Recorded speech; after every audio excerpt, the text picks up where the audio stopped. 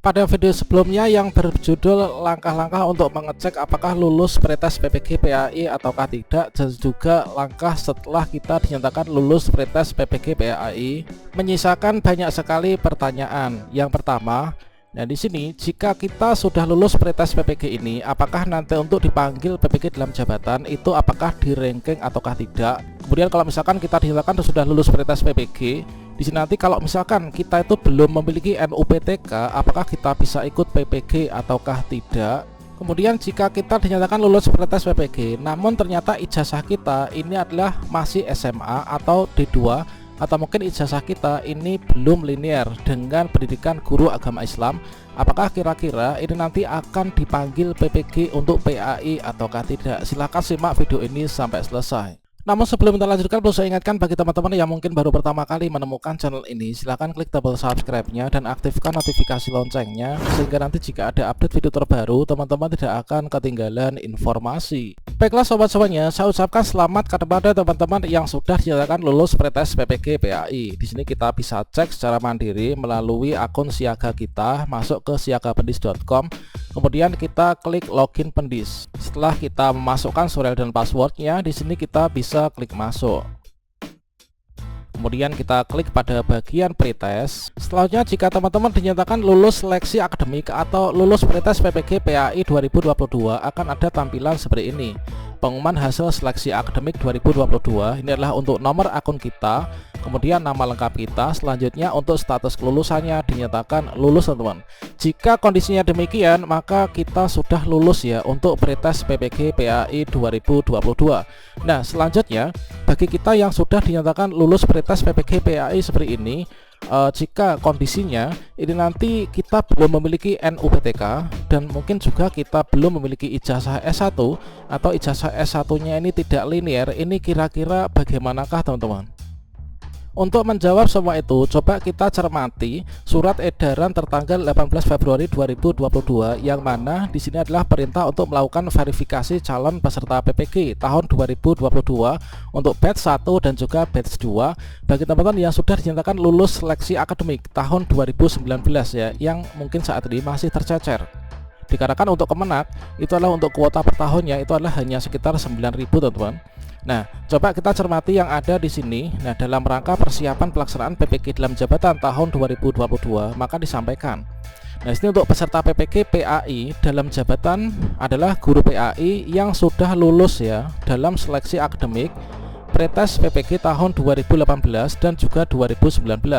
Jadi kalau misalkan di tahun 2022 ini teman-teman dinyatakan lulus seleksi akademik, bisa jadi nanti dimasukkan ya, akan di ranking dimasukkan dalam batch 3 di tahun ini, atau juga nanti kita tunggu saja informasi berikutnya di akun siaga Pendis kita. Bisa jadi nanti kita dimasukkan di kuota tahun depan atau tahun depannya lagi.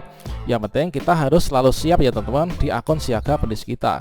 Nah, selanjutnya di sini disampaikan juga untuk penetapan calon peserta PPG dalam jabatan tahun 2022 ini didasarkan atas, nah ini teman-teman, untuk penilaiannya, untuk perankingannya ini adalah didasarkan pada tahun seleksi akademik. Nah, tahun seleksi akademik, kemudian nilai seleksi akademik, kemudian usia kelahiran, artinya akan diambil dari yang usia paling senior ya dan paling lama pengabdiannya dari TMT pendidik ini.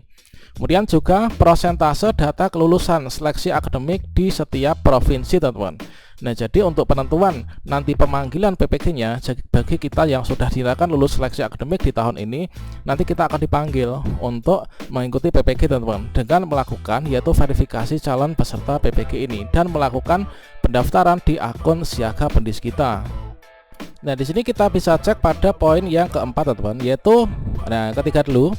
Guru yang ditetapkan sebagai calon peserta PPG PAI dalam jabatan ini teman-teman dapat lihat ya pada akun siaga guru masing-masing teman-teman. Nanti kita melakukan pendaftaran yang ada di sana ya. Nah, selanjutnya di sini untuk mekanismenya, mekanisme pendaftaran sebagai berikut. Yang pertama, guru menandatangani fakta integritas ya, diberi materai yaitu Rp10.000 dan diupload di siaga Pendis kita. Yang kedua, guru melakukan validasi NUPTK. Nah, di sini ada kata-kata validasi NUPTK. Nah, pastinya kalau misalkan ada validasi NUPTK, ini adalah NUPTK itu adalah merupakan suatu persyaratan mutlak ya teman-teman untuk kita bisa ikut PPG. Nah, jadi kalau misalkan teman-teman bertanya apakah NUPTK itu wajib nanti untuk bisa dipanggil PPG, maka di sini adalah dapat dikatakan bahwa NUPTK ini adalah sifatnya wajib teman-teman. Coba kita cek kembali pada juknisnya. Nah, di sini juga untuk tanggal lahir dan kualifikasi pendidikan ya. Nah, beserta prodinya. Nah, di sini adalah S1, S2 dan juga S3. Jadi di sini tidak ada kata-kata apakah itu SMA atau juga D2, D3 teman-teman.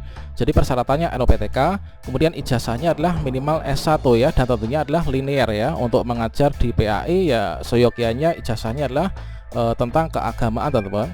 Nah, data tersebut harus disesuaikan dengan berkas aslinya teman-teman.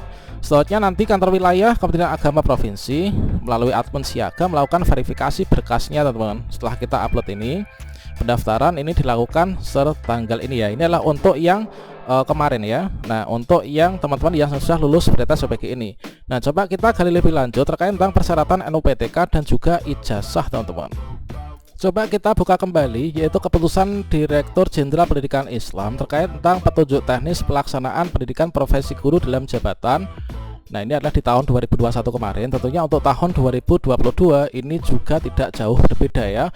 Mengingat kalau misalkan kita lihat pada PPG Kemdikbud kemarin juga tidak jauh berbeda, khususnya terkait tentang persyaratannya. Nah, di sini kita langsung buka pada bagian bab 2 teman-teman. Nah, di bagian bab 2 terkait tentang penetapan mahasiswa PPG dalam jabatan.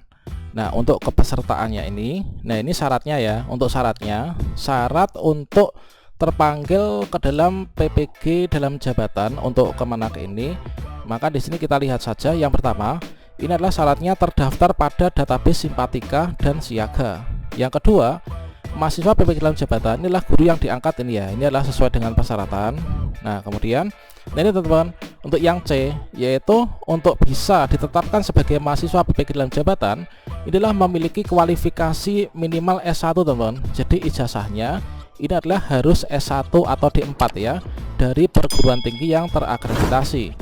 Kemudian yang keempat, ini adalah memiliki NUPTK atau nomor unik pendidik dan tenaga kependidikan, dan atau NPK bagi guru madrasah. Nah, ini teman-teman, jadi untuk NUPTK ini adalah disebut ya pada juknisnya ini. Kemudian usia, kemudian ini adalah sudah dinyatakan lulus seleksi akademik.